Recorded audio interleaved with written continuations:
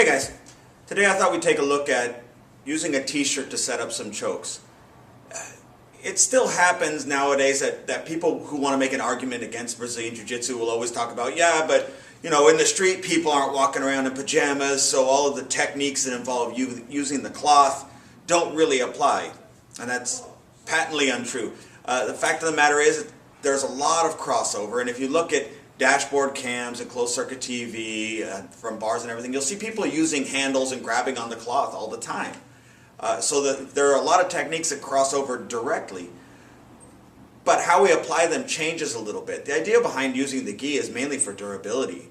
Okay, to use that lapel, if you could choke somebody with a lapel on a jiu-jitsu kimono, it's much easier to choke them with a shirt because you can slice it in even when they're tucking their chin. But we have to look at a couple things. One, we have to look at how we establish our grip, and then also we have to look at dominating position first and foremost, and then go into the submission, which is a root concept in jiu-jitsu you hear from white belt, and you keep it all the way through. So what we want to look at when we're establishing our grip on the lapel, first of all, I'm not going to grab on here and then try and figure it out. If I do grab him just by the collar and pull, yeah, it's going to rip right along the seams. So I got to look at how I gather up the material to set my choke. But when I do that, before I do anything with that choke, I need to make sure I'm controlling position. One thing you'll notice is if you grab a t-shirt and you roll it up and throw it over a pull-up bar, you can do pull-ups on it. It's plenty strong enough. I just need to make sure I'm gathering the material. When I do grab onto the shirt, let me move over here real quick. When I do grab onto the shirt, I don't grab just the lapel, I grab a fistful of the material, and when I'm setting my choke, I'm going to wrap it around. The dynamics of a t-shirt or a choke using a t-shirt or hoodie or something that doesn't open down the middle differ from what you do with a lapel on a kimono, mainly because it attaches right here, so I have a lot more options on where I grab on it, as opposed to having it split down the middle where I have to grab on this side right here in order to affect my choke. But when I do, I want to make sure that my arm stays close. Remember, in any kind of choke, I am using the cloth to an extent, but mainly I'm using the arms, and the cloth becomes the anchor in order to set those chokes. So when I grab on, it's kind of like I'm giving him one of these. This thumb stays in contact, and I'm always wrapping this all the way around and staying tight so that as I cinch it in, it creates enough pressure to actually affect the choke.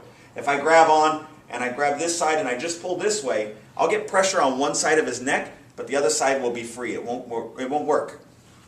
So that's one thing. Make sure that I'm wrapping the cloth around their neck.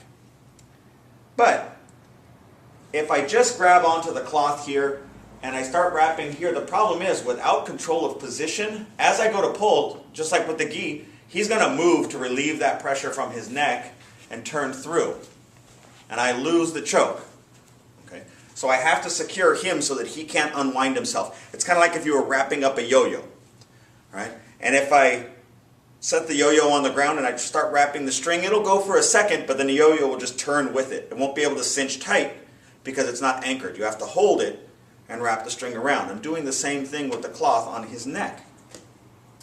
So as a baseline position, if we're talking about one of the means that we can use, or one of the positions we can use to control him in order to affect this choke, we'll just look at a basic crash and tie up. So if he was winging punches or whatever, this is a street fight kind of thing, it's one thing if I reach up and try and just grab the choke out of the air, but most people are pretty good at protecting their head and their throat. So come over here real quick, if I were to just grab into this area, more than likely he's going to back up, he's going to put arms in between, I'm going to have a hard time setting my choke there. I'd have to be pretty close to him to even set that up.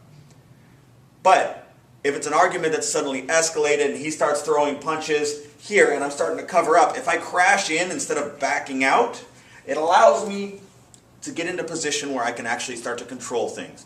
So I'm going to get an underhook on one side and I'm just going to snap him down. And when I snap him down, I want to snap his head down and cover it with my chest. Right? If I snap him down and then I go to my grip and I haven't controlled his head, he's going to just pop up and continue to hit me with that offhand. No good for me. So when I snap his head down, I'm going to cover it with my chest, which allows me to establish my grip. And what I'm going to do is gather up a bunch of cloth. You can see right here. Right? Not just here on the collar, because that'll rip. I get a whole grip. And once I've established that, I'm going to move my chest off of him and circle to my left, his right. Now, he can't come up because I'm going to use this elbow on top of his head to keep him down. And then I'm going to counter torque here, so I'm going to push his head down and lift this up to get my choke. Okay? You can see right here is my grip. My elbow's going down and my hand's coming up. If I want to be nasty about it, I can also twist his body this way. So now he's going against the choke, and the tap happens much easier. So again, if we take it from the top, in some kind of argument, I may have even eaten the first punch. I'd like to think that I could always intercept here, but it may be a situation where the first one just comes out and I get nailed, and then as he continues to follow up, I'm going to crash, tie him up, snap him down, establish my grip right here, and then drop it in and hold it until he drops. An important thing to remember when it comes to establishing my grip is going to be different depending on how stretchy the material is that he's wearing. Okay, a hoodie is going to be a little bit different than a t-shirt, which is going to be different than a rash guard, which is going to be different than a wife beater. But you can choke somebody with any of those things. And like I said, the nice part is even if their chin is down, this material will slide in and through. Okay, you won't be fighting for it as much. So that's our first choke that we're going to get into, and I kind of wanted to set a baseline.